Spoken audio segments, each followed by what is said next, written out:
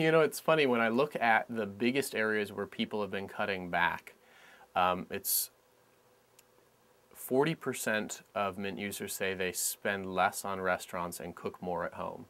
And a full, I think, 90% of people say they've actually changed their spending habits.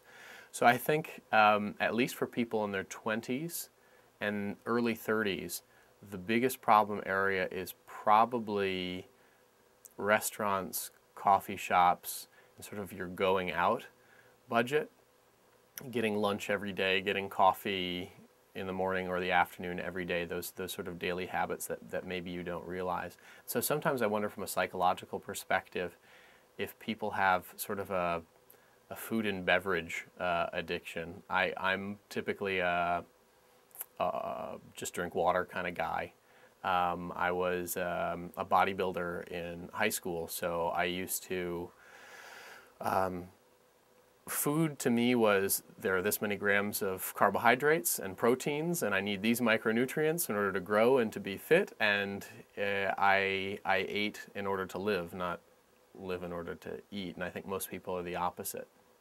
And so, I know it sounds weird, but the food that I eat, it doesn't make a big difference, and it never has, so I've saved a ton of money, not buying a lot of alcohol, not going out to restaurants too much. So I think it's part of our culture, and it's part of a social activity more than anything else. The other thing is, I think we're in a very consumer-focused culture where you're almost taught that in order to be happy or satisfied, you have to spend on the latest clothes, gadgets, whatever. And I think half the time it's in order to impress other people.